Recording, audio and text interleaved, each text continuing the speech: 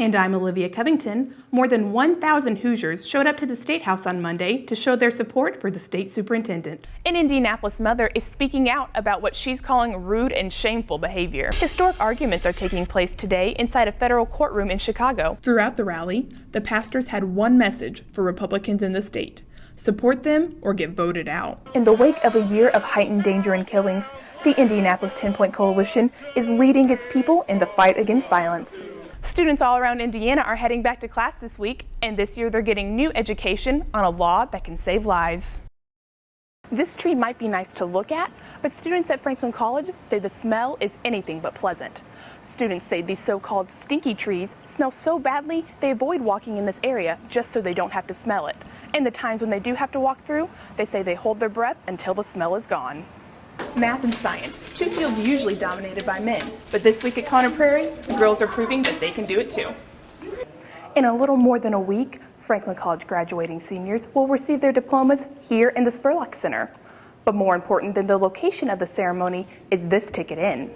Franklin College students are given 6 tickets initially and can then ask for 4 more, adding up to a total of 10 tickets per graduating senior.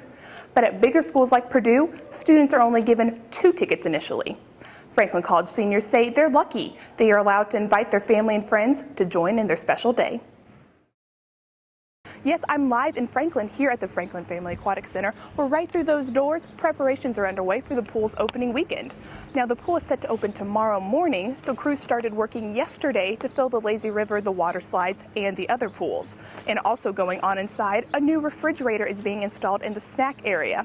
Now, we can't go inside and show you around right now because construction is still going on, but what we can tell you is that the pool is set to open tomorrow at 11 a.m. That's on May 16th, a full week before Memorial Day, which is usually when public pools open. Live in Franklin, I'm Olivia Covington. Tensions were high in the House Elections and Apportionment Committee as representatives from Indiana businesses, universities, and churches returned to the State House to once again voice their opinion on HJR 3. Proponents of HJR 3 say they believe Hoosiers should be allowed to protect the sanctity of marriage. The conjugal view of marriage is it recognizes the biological reality that for every child born into that society, there were 2 human beings involved, one male and one female. But opponents, like Jackie Simmons with Indiana University, say the second sentence of HJR 3, which would outlaw civil unions, would prevent them from providing domestic partner benefits to employees in same-sex relationships. Representatives from Indiana businesses also have concerns about the amendment's effect on their ability to attract top employees. Unfortunately, we can never predict who might discover or who might develop the cure for cancer, a cure for diabetes, a cure for Alzheimer's. We need access to the best talent and the brightest minds from every corner of the earth. BOSMA's decision to move HJR 3 to the Elections Committee came late in the day Tuesday. Representative John Bartlett says he doesn't understand why the bill was moved to his committee. HJR 3 still has a long way to go. Both the House and the Senate have to pass the bill before it can be sent to Indiana voters in November. For Indiana lawmakers and the State House File, I'm Olivia Covington.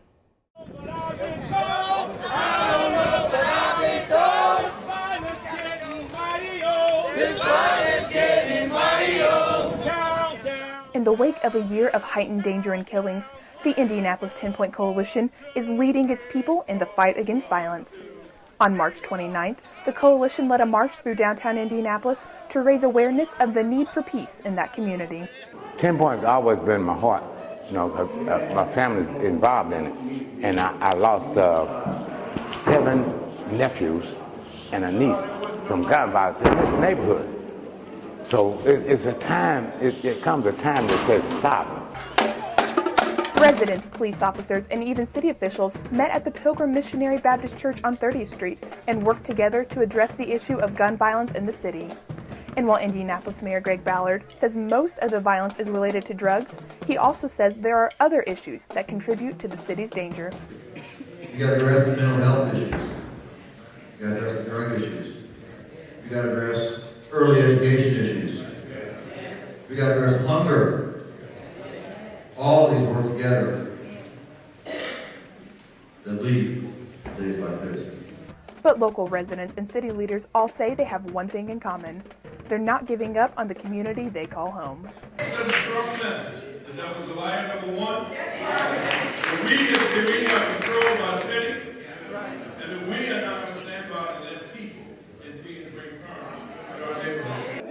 I'm not giving up. That's why I'm here. And through it all, this community relies on one thing to get it through the tough times: faith. In Jesus' name, we pray. Everybody shout an amen. For thestatehouseFile.com, I'm Olivia Covington. I'm Olivia Covington, and here's what's making news at the RTV6 and the IndyChannel.com. Historic arguments are taking place today inside a federal courtroom in Chicago. A panel of 3 judges are meeting to decide the fate of same-sex marriage in our state and Wisconsin. The judges will decide if each state's ban on same-sex marriage is constitutional, possibly overturning the stay on the ruling here. In its final brief, lawyers from the Attorney General's office write, "Traditional marriage is in the best interest of the state." When it comes to a ruling, legal experts say don't expect one quite yet. They say a case like this can usually take months. An Indianapolis mother is speaking out about what she's calling rude and shameful behavior. She says people at a West Side office building are disregarding signs reserving parking spaces for expectant mothers and the disabled. So, those who need the spaces the most now have to walk longer distances. On Monday, we went to the parking lot on the property of the Indianapolis International Airport to see for ourselves. We saw a man getting into a car parked right behind the spot marked with a stork. It just blows my mind. I can't believe that somebody would do something like that. I mean, because you see these people going in to work with you every day. Bison went to HR for help, but she tells RTV6 she was told management cannot enforce the reserved parking spot because it is simply a courtesy. That's the news at this hour. The latest from Storm Team 6 is coming up right here on HTSN.